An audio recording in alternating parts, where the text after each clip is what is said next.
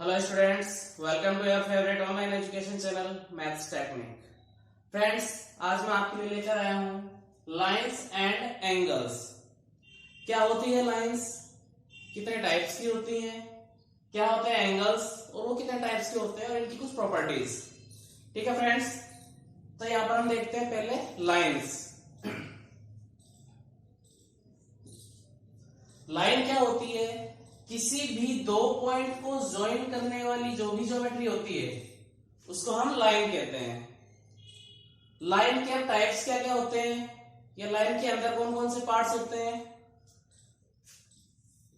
एक लाइन जो है वो दोनों पॉइंट से कंटिन्यू रहती है, मतलब इसकी आप मेजर नहीं कर सकते कि कितनी लेंथ हो सकती है इसकी। इसी लाइन का एक पार्ट है लाइन सेगमेंट। इस लाइन को अगर हम यहां से काट देते हैं तो इसकी लेंथ हमको पता है और दोनों एंड पॉइंट्स पता है, तो इसको हम कह देते हैं लाइन सेगमेंट। इसी का एक और पार्ट है कि लाइन अगर एक साइड से कंटिन्यू है और एक साइड इसका एंड पॉइंट हमको पता है तो इसको हम कह देते हैं रे। ठीक है फ्रेंड्स, अब लाइंस के अंदर इनकी और कुछ प्रॉपर्टीज हैं।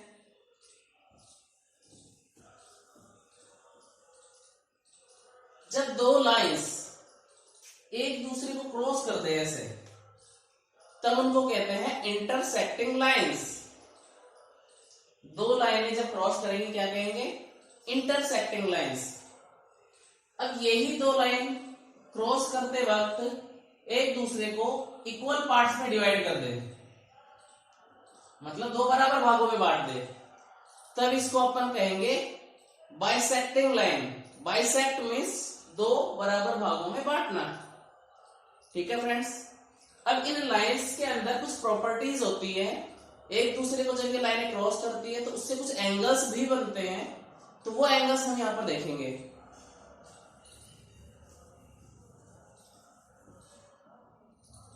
कोई भी दो पैरेलल लाइंस 1 2, कोई भी दो पैरेलल लाइंस हो और उसको कोई ट्रांसवर्स लाइन काट दे, तब यहां पर कुछ एंगल्स फॉर्म होंगे। सपोज ये एंगल 1 है, ये एंगल 2 है, ये एंगल 3 है और ये एंगल 4 है। सिमिलरली यहां पर ये एंगल 5, यहां पर एंगल 6, यहां पर एंगल 7 और यहां पर एंगल 8। अब यहां पर कुछ एंगल्स फॉर्म हो चुके हैं। इन एंगल्स को हम क्या कहते हैं? इन एंगल्स के भी अलग अलग प्रॉपर्टीज के अकॉर्डिंग अलग अलग नाम होते हैं। फर्स्ट इसके अंदर आता है कोरस्पॉन्डिंग एंगल्स।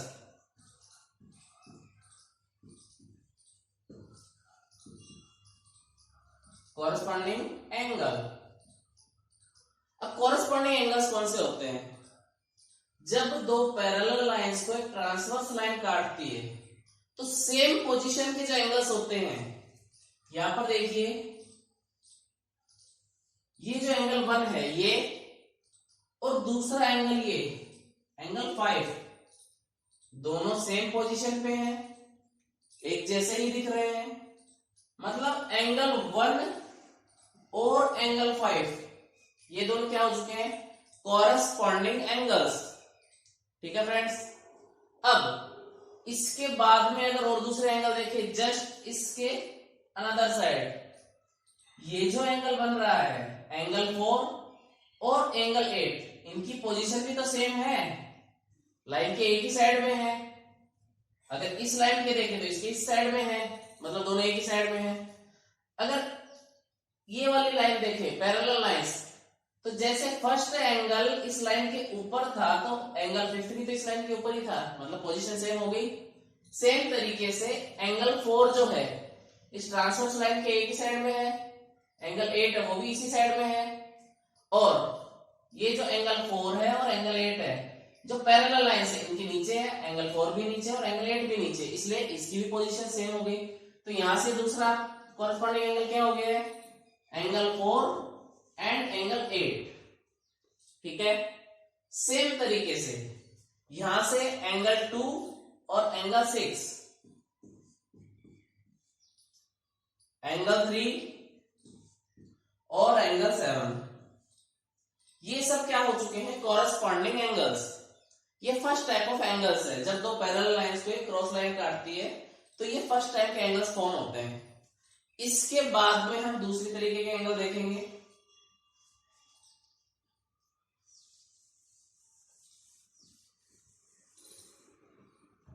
इसमें सेकेंड टाइप्स के जो एंगल होते हैं, सेकेंड टाइप के एंगल होते हैं अल्टरनेट एंगल्स।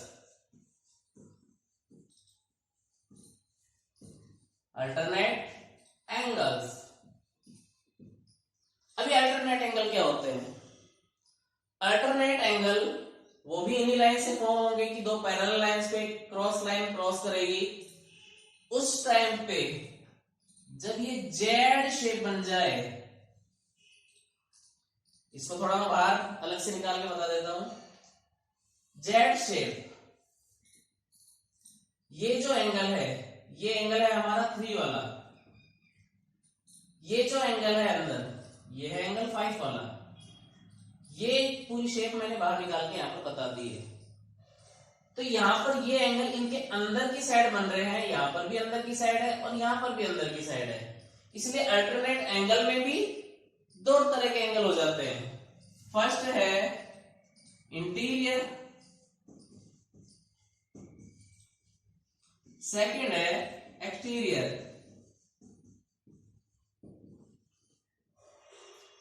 इंटीरियर मतलब जो एंगल अंदर बन रहे हैं। तो अंदर कौन कौन से बन रहे हैं?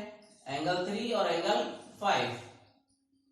इसी एंगल के बाहर अगर देखें, इस लाइन को जब आगे बढ़ा दिया है यहां पर, तो ये एंगल बन रहा है 2। यहां पर इस लाइन को जब आगे बढ़ा दिया है इधर, तो यहां पर ये एंगल बन रहा है 8। तो ये कौन से हो गए? ये क्योंकि इस जेड के बाहर की साइड बन रहे हैं, तब इसको क्या बोल दिया है? Exterior angle. तो एंगल 2 और एंगल 8 ये क्या हो चुके हैं? Exterior alternate angle. Angle 3 and angle 5 क्या हो गए? Interior alternate angles. फर्स्ट कौन सा एंगल है? अल्टरनेट एंगल है। उसके अंदर भी कौन से हैं? इंटीरियर और एक्सटीरियर। तो ये हमारे अल्टरनेट एंगल्स हो चुके हैं। यहां पर इसके अकॉर्डिंग, इसके अलावा और भी देखें तो ये एक और जेड बन रहा है। तो इस जेड के अकॉर्डिंग भी आप देख सकते हैं, यहां पर इसके अंदर यहां तो एंगल 4 बन रहा है और यहां अंदर क्या बन रहा है? एंगल 6। मतलब इनके अलावा और क्या क्या एंगल हो गए? इंटीरियर 4 और एंगल 6। Alternate interior angle.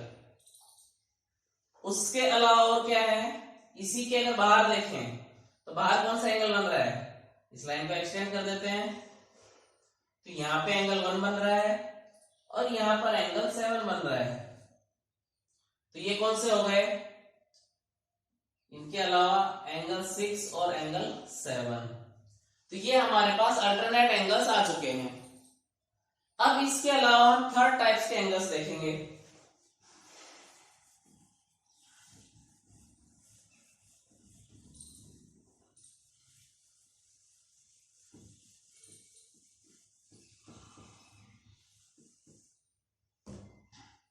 अब हमारे पास जो थर्ड टाइप है एंगल्स की, वो है वर्टिकली अपोजिट एंगल।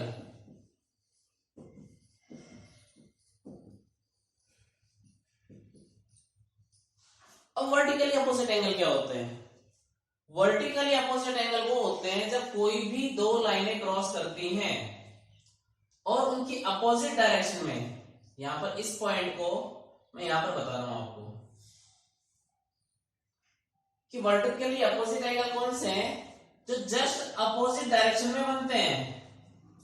इन एंगल्स को वर्टिकली अपोजिट एंगल कहते हैं। एंगल 1 और एंगल 3। एंगल 1 और एंगल 3 क्या हो चुके हैं? Vertically opposite angle. बनते कैसे हैं? जब कोई भी दो लाइन क्रॉस करती है और उनके अपोजिट साइड्स में जो एंगल बनते हैं वही होते हैं वर्टिकली अपोजिट एंगल। सेम यहां पर एंगल 2 और एंगल 4 ये भी क्या हो गए?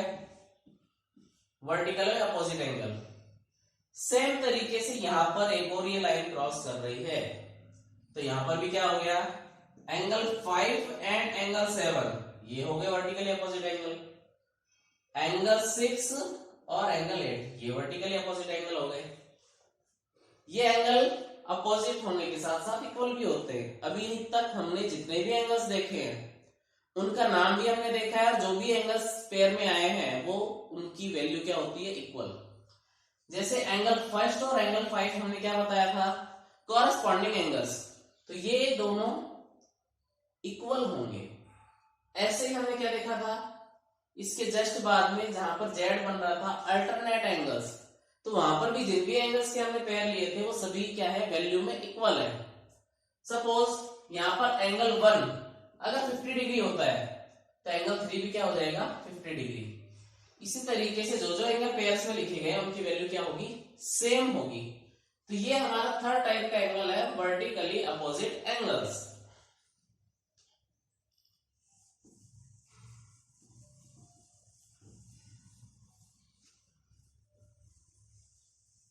अब इसके बाद में इसकी कुछ और प्रॉपर्टीज देखे तो प्रॉपर्टी ये है कि जब भी दो पैरेलल लाइंस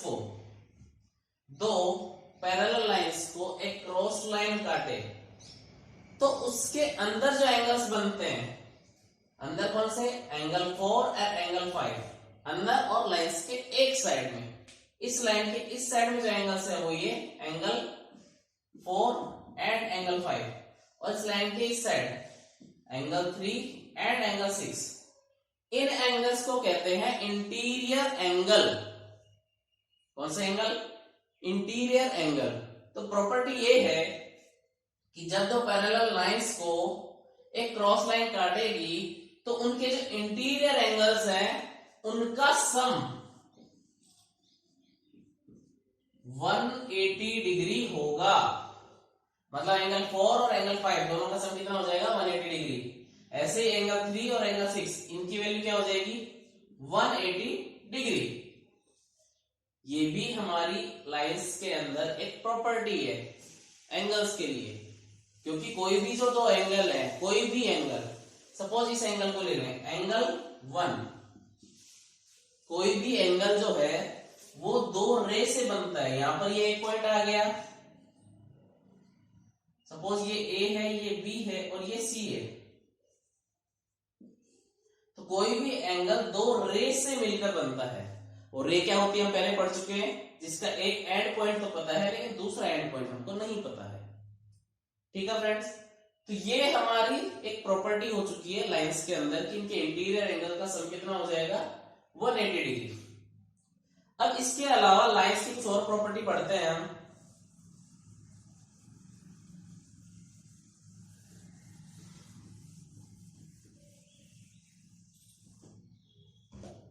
सपोज ये एक स्ट्रेट लाइन है और इस पर ये कोई पॉइंट O है, कोई स्ट्रेट लाइन और पॉइंट O, यहां पर कुछ एंगल्स बन रहे हैं।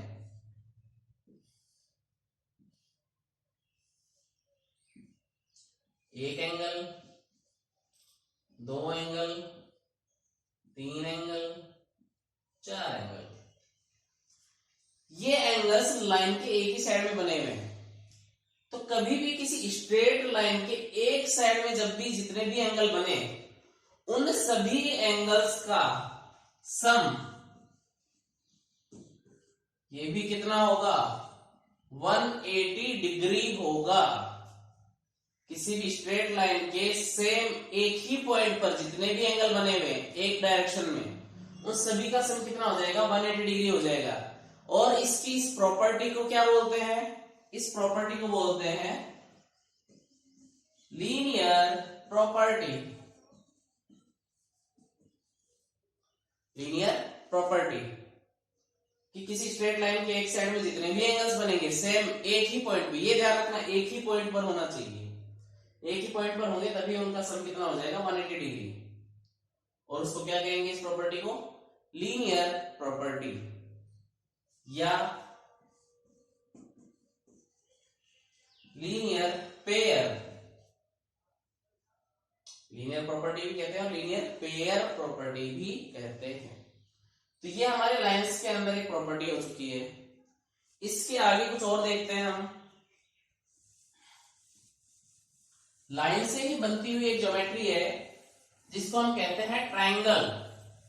उसके बारे में भी थोड़ा सा देख लेते हैं कि जब भी कोई 3 लाइनों से कोई एक ज्योमेट्री बनेगी उसको हम कह देते हैं ट्रायंगल। इस ट्रायंगल की भी एंगल से रिलेटेड एक छोटी सी प्रॉपर्टी है, वो मैं बता देता हूं आपको। सपोज ये ट्रायंगल ए, बी और सी है, इसमें कुछ एंगल्स बने हुए हैं। ये एंगल θ1, ये एंगल θ2, ये एंगल θ3। अब कई स्टूडेंट्स को ये नहीं पता होता था कि थीटा क्या है। जैसे हम किसी भी वैल्यू को x कंसीडर करते हैं, अननोन वैल्यू को, वैसे ही अननोन एंगल्स को थीटा कंसीडर करते हैं। तो यहां पर प्रॉपर्टी ये है कि interior angle of a triangle, sum of interior angle of a triangle is 180 degree. Means यहां पर ट्रायंगल के अंदर जो भी एंगल्स बने हैं θ1 प्लस θ2 प्लस θ3, इन सब का सम कितना होता है? 180 डिग्री होता है। जैसे जैसे किसी भी ज्योमेट्री में लाइंस बढ़ती जाएगी इस ट्रायंगल के बाद में, सपोज एक लाइन और बढ़ जाती है तो ये बन जाता है क्वाड्रिलेटरल। क्वाड्रिलेटरल जिसमें 4 साइड्स होती हैं। तो एक साइड बढ़ने के साथ ही इसमें जो एंगल बढ़ते हैं वो 180 डिग्री। मीन्स अगर कोई आपको पूछे कि क्वाड्रिलेटरल में इंटीरियर एंगल्स का सम कितना होता है, तो 180 में 180 ऐड कर दिया तो कितना हो गया? 360 डिग्री। अब ये जो एंगल्स आते हैं, सम आते हैं एंगल्स के, ये एक फॉर्मूले के अकॉर्डिंग आते हैं। मैंने डायरेक्टली इसलिए बताया कि बाय चांस अगर आप फॉर्मूला भूल जाते हो तो इस तरीके से आप एंगल ऐड करके निकाल सकते हो। ये 4 साइड्स है, इसमें एक और साइड बढ़ा दी, हमने बना दिया एक पेंटागन। जिसकी 5 साइड्स होती है वो होता है पेंटागन। अब आपसे पूछा जाए कि पेंटागन के इंटीरियर एंगल्स का सम कितना होता है, तो अपनी एक साइड बढ़ी है तो इसमें 180 और बढ़ा दो। कितना हो चुका है? ये हो चुका है 540 डिग्री। मतलब इंटीरियर एंगल जैसे जैसे एक एक साइड्स बढ़ती जाएंगी वैसे वैसे 180 बढ़ता जाएगा। अब मैंने जो फॉर्मूले की बात की है, सम ऑफ इंटीरियर एंगल, वो फॉर्मूला यहां पर लिख के बता देता हूं मैं।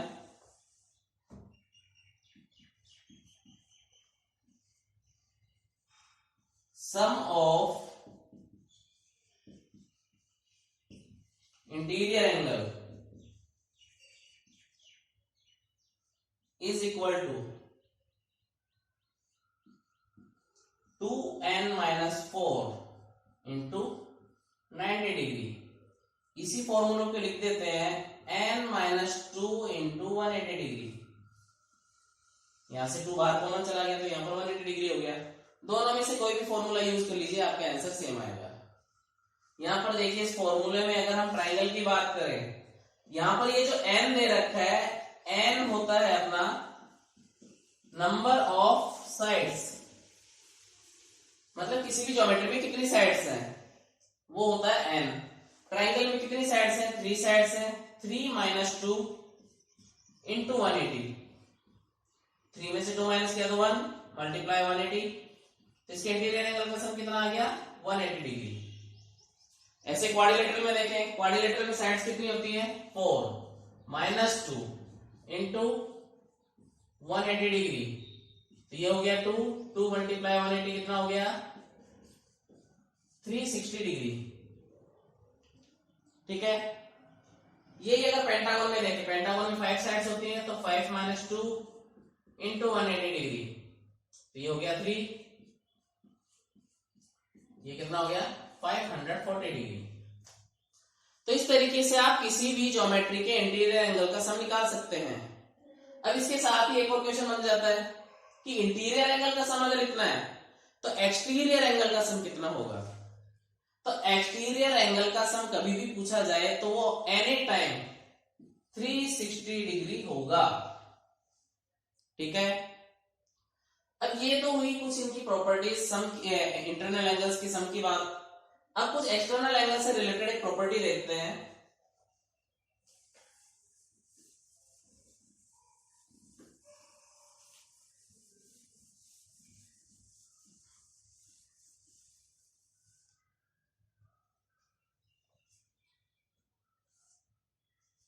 एक्सटर्नल एंगल से रिलेटेड प्रॉपर्टी क्या है कि यहां पे सपोज एक एक्सटर्नल एंगल है थीटा 4, तो किसी भी ट्रायंगल में कोई भी एक्सटर्नल एंगल अगर है तो वो एक्सटर्नल एंगल उसके अंदर के जो अपोजिट डायरेक्शन वाले एंगल्स है, इंटीरियर एंगल, कोई भी एक्सटर्नल एंगल उसके ट्रायंगल के अंदर अपोजिट डायरेक्शन में जो इंटीरियर एंगल्स है उनके सम के बराबर होता है। मतलब थीटा जो 4 है वो थीटा 1 और थीटा 3 के सम के बराबर होगा। अब ये कैसे होगा? वो ऐसे होगा कि लीनियर प्रॉपर्टी से अगर यहां पर थीटा 2 निकालना चाहे तो थीटा 2 कितना हो जाता है 180 डिग्री माइनस थीटा 4। अगर इस एंगल में 180 में से माइनस कर दें थीटा 2 की वैल्यू आ जाएगी। और हमने देखा है कि interior angle of a triangle क्या होता है, यहां पर theta 1 plus theta 2 plus theta 3 is equal to 180 degree.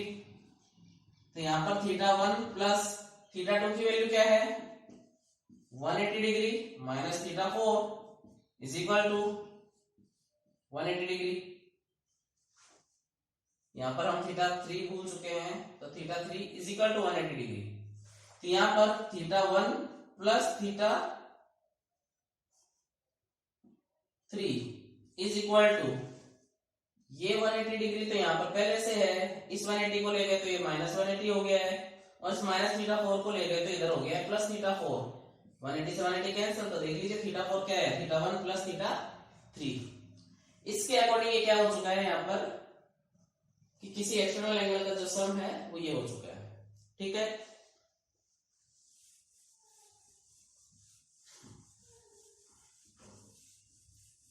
अब एंगल्स में कुछ एंगल होते हैं। First complementary angle, second supplementary angle, third acute angle, fourth obtuse angle, fifth right angle, sixth straight angle,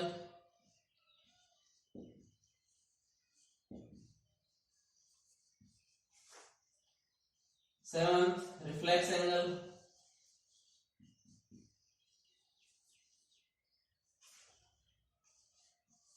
eighth complete angle.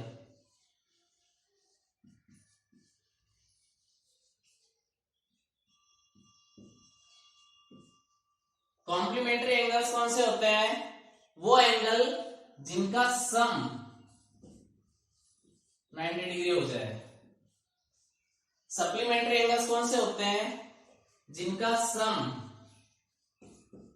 180 degree हो जाए। Acute angle कौन से होते हैं? जो 0 डिग्री से लेकर 90 डिग्री तक होते हैं। 0 डिग्री से बड़े और 90 डिग्री से छोटे।